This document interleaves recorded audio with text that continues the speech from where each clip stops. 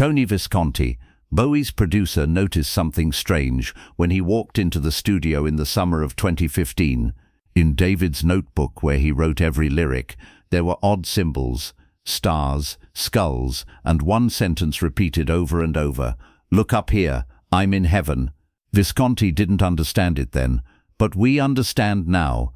Bowie spent the 18 months after his liver cancer diagnosis recording his own death. Blackstar wasn't just an album, it was Bowie's consciously designed, controlled and perfected final performance. And every detail of this performance became even more haunting as the codes emerged after his death. If you want to hear this story until the end, don't forget to subscribe and hit that like button to support us. David Bowie was diagnosed with liver cancer in the summer of 2014. The exact date was never revealed because Bowie kept his illness secret. Only his family and closest collaborators knew. Doctors recommended aggressive chemotherapy, experimental treatments, clinical trials, everything that could increase his chances of survival. But Bowie had another plan in his mind. He told Iman he would continue making an album. Not just any album, his final album. The world wouldn't see him sick, weak and in pain. Instead, he would be David Bowie one last time, in control, powerful and creative. He looked at her with those famous different-colored eyes, one blue, one greenish-brown, and said, "I'm going to make an album, my last album." This decision would become one of the boldest moves in music history. Bowie wouldn't allow the world to see him suffering, emaciated, struggling with death. Instead, he would control his death, transform it into a work of art, and then quietly disappear. But he needed time for this, and cancer wouldn't wait. When he called Visconti, Bowie's voice was more determined than ever. "Tony, we need to make an album. But this one will be different. It'll be our most honest work." Visconti had been working with Bowie for decades and recognized the urgency in his voice. "When do we start?" he asked. Bowie's answer came cold and precise. "Now, because I don't have much time." But Bowie didn't tell Visconti the truth, that his cancer had returned, that he was dying, that this would be his final album. He said none of it. Because if he had, everyone would have acted differently. There would be pity, awkwardness, everything would change. Bowie didn't want any of that. He just wanted to make pure, honest music one last time. Magic Studios, hidden inside an ordinary-looking building in the heart of New York, was a secret studio. Bowie chose this place because nobody would look for him here. No paparazzi, no press, no gossip, just music and the silent presence of death. When he arrived for the first recording session, the musicians noticed the physical change in Bowie, but nobody said anything. He was thinner, his face seemed a bit sunken, but Bowie had always been thin, and he was still David Bowie, charismatic, focused, completely in control. Donnie McCaslin, saxophonist and band leader, thought when they first met, "David looks old, but he's still powerful." A year later, when he remembered that moment, he would cry. When Bowie brought material to the studio, the musicians were stunned. This was very different from his previous work. It was dark, experimental, almost disturbing. The opening track, called Blackstar, was 10 minutes long and combined jazz, art rock, and electronic music. But the strangest part was the lyrics. When Bowie sang them, everyone in the room stopped and listened. Because these weren't just lyrics, this was a confession. It opened with, "In the villa of Ormond stands a solitary candle." Ormond meant serpent in Scandinavian mythology, and the serpent represented both death and rebirth. Bowie was wrapping his own death in a mythological story. The repetition, "I'm a black star, black star," the name scientists give to a collapsing star before it becomes a black hole. Bowie was comparing himself to a collapsing star. The musicians didn't understand these symbols, but Tony Visconti understood. During the recordings he asked Bowie, "David, what are these songs really about?" Bowie looked at him directly and said, "They're about acceptance, Tony, accepting everything." Visconti didn't ask any more questions, but that night when he went home, he felt scared, because what he saw in Bowie's eyes was farewell. In March 2015, Bowie reached out to a Swedish director named Johan Renck. Renck had previously shot the Blackstar video for Bowie, and a strong artistic bond had formed between them. Bowie told him he wanted to shoot a video for Lazarus too, but this video would be very special. When Renck talked with Bowie, Bowie said his request was simple: "I just want it to be a performance video." But when Renck heard the song's name, he immediately said, "The song is called Lazarus, you should be in the bed." This is about the Lazarus story from the Bible. At that moment, Renck didn't think this had anything to do with Bowie's illness. He just wanted to visualize the song's theme. The video shoot took place in October 2015 in Brooklyn. The set was designed to look like a real hospital room: a bed, sterile white walls, minimal decoration. When Bowie arrived on set, he was thinner, but his energy was still strong. The crew sensed he was struggling with something, but nobody knew the truth. He lay in the bed. A bandage with buttons sewn over his eyes was placed on him, and he lay motionless. Then he slowly lifted his head and started writing. When the camera zoomed in, the pages Bowie was writing on were empty. He was just making movements in the air, but his expression was so real that everyone believed he was actually writing. This was a man's struggle to write his final words. Then came the closet scene. Bowie got up from the bed and walked toward the closet. Behind the camera, the production crew saw the weight in Bowie's movements. When he reached the closet, he opened the door and entered the darkness. The door closed. The video ended. But here's the horrifying truth. That week, during the video shoot, Bowie received news from his doctors. Cancer treatments were stopping. The illness had won.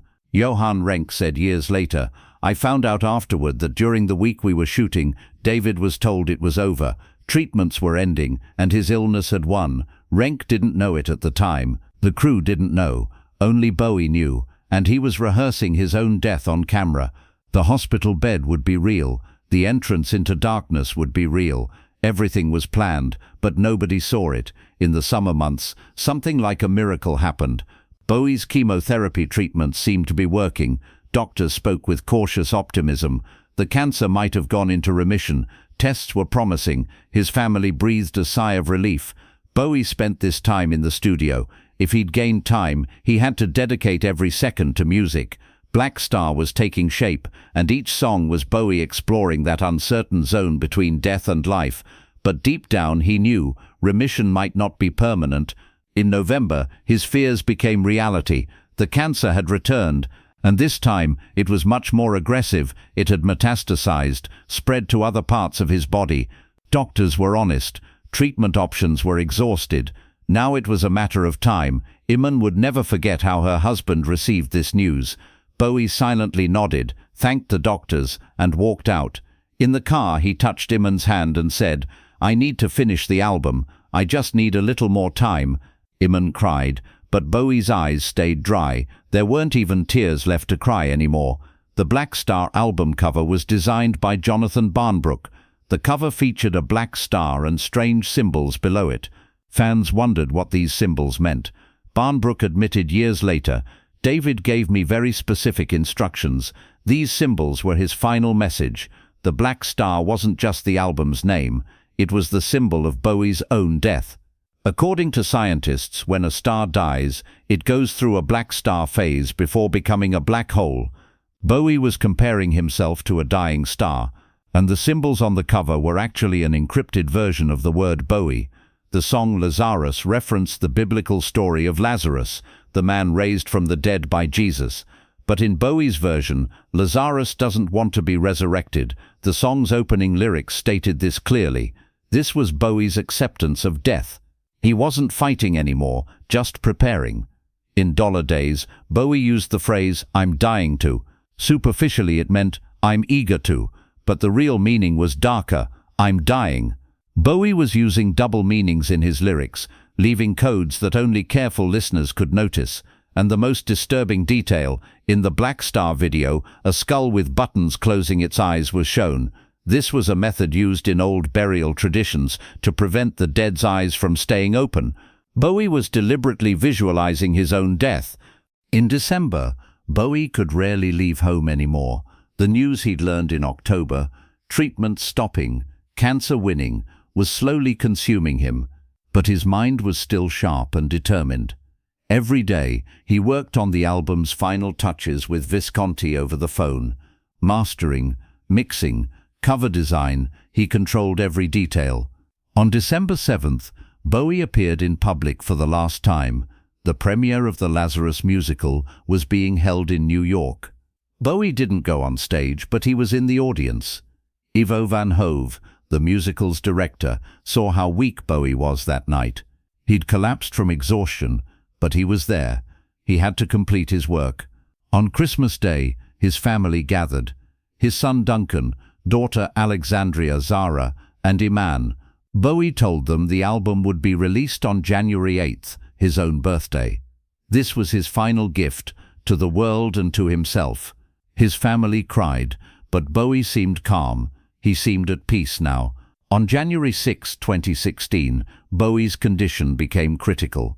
Doctors came to the house, and mortality was now inevitable. But Bowie only wanted one thing, to see January 8th, to see the album released.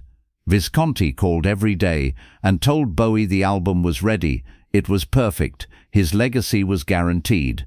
On the morning of January 8th, David Bowie woke up on his 69th birthday. The Blackstar album was released at midnight, and the world was celebrating it. Social media was flooded with Bowie messages. Critics called the album the boldest work of his career. Fans were listening to the songs and trying to decode the symbolism, but nobody knew the truth. Bowie was in his New York home, beside his family, semi-conscious under the influence of morphine. A man put headphones on him and played Blackstar. Bowie opened his eyes, smiled weakly, and nodded. He was hearing the album. The world was hearing it. His mission was complete. Throughout that day, messages kept coming. Celebrities, musicians, fans, everyone was celebrating Bowie. But Bowie wasn't responding anymore. His family was beside him, watching, waiting. At midnight, Duncan entered his father's room and held his hand. Bowie opened his eyes, looked at his son, and whispered, "I did it. I finally did it." Duncan cried and said, "It was amazing, Dad. It was perfect." Bowie smiled again and closed his eyes. On the morning of January 10th, at 7 a.m., David Bowie died. His family was beside him. It was calm and quiet. The 18-month battle had ended, but Bowie had won the battle, on his own terms, according to his own plan. In the afternoon, Tony Visconti made an announcement on Facebook. David Bowie died peacefully today after a courageous 18-month battle with cancer, surrounded by his family. Blackstar was a farewell gift he made for us, knowing about his illness. The world was shocked. 2 days ago, they'd celebrated his birthday. 2 days ago, his new album was released, and nobody knew he was dying. Then everyone understood. Blackstar was a farewell letter. Every song, every video, every symbol, all planned. People re-watched the Lazarus video and saw the hospital bed. They listened to Blackstar again and understood the skull. They read the lyrics to "I Can't Give Everything Away" and shed tears. Bowie had told them everything, but nobody had seen it until it was too late. Music critics reanalyzed the album. The Guardian wrote, "Blackstar isn't just an album, it's David Bowie's final performance with his own death." Rolling Stone magazine, "Bowie managed to turn even death into a work of art. This is rock history's boldest move." Johan Renck, the video director, admitted tearfully, "David had told me everything. The video really was his final journey. I knew this but couldn't share it. Now everyone sees." In the days after Bowie's death, the Blackstar album was rediscovered. People began to understand not just the music, but the entire work of art, the videos, the cover, the symbols, as a whole. And the horrifying truth emerged. Bowie had designed his death from start to finish. The album rose to #1 on the Billboard charts. But this time, nobody was just listening to the music. Everyone was searching for Bowie's farewell messages. And with each listen, they found something new. In the song "Girl Loves Me," Bowie used Nadsat language from Anthony Burgess's novel A Clockwork Orange. Nadsat was youth slang, but by using this, Bowie was giving coded messages about his own death. Where the fuck did Monday go? Where did Monday go? Time was disappearing. Bowie's time was running out. Tony Visconti remembered something Bowie had told him during the recordings. "This album isn't for me, Tony. It's for the world. I need to leave them something real." Visconti understood now. Blackstar was Bowie's honesty, his fear, acceptance, farewell. It was all there. Aman carried out her husband's will. There was no public funeral. Bowie's body was cremated, and the ashes are kept by the family.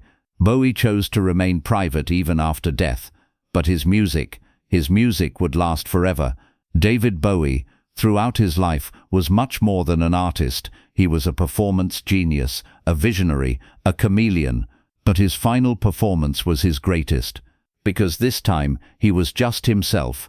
No masks, no characters, just David Robert Jones, a human being facing death and transforming it into a work of art. Blackstar is an unprecedented masterpiece in music history, because this is an artist recording and controlling his own death. Bowie wanted the world to remember him without pity. He wanted to be remembered as powerful, creative, and in control, and he succeeded. When you listen to Blackstar today, you're not just hearing music. You're hearing a man's farewell speech, his final breath, his peace with death. And this proves that music is the most powerful thing, because music keeps us alive even after death. Bowie's final words were in the song, "I can't give everything away," but actually, he'd given everything. All his pain, fear, desperation, and finally acceptance. Blackstar isn't just an album, it's a testament. The final gift David Bowie left for the world. And the most magnificent part, even after death, Bowie managed to surprise us, because nobody thought a rock star could control death like this. But Bowie was always different, and he stayed different until the end.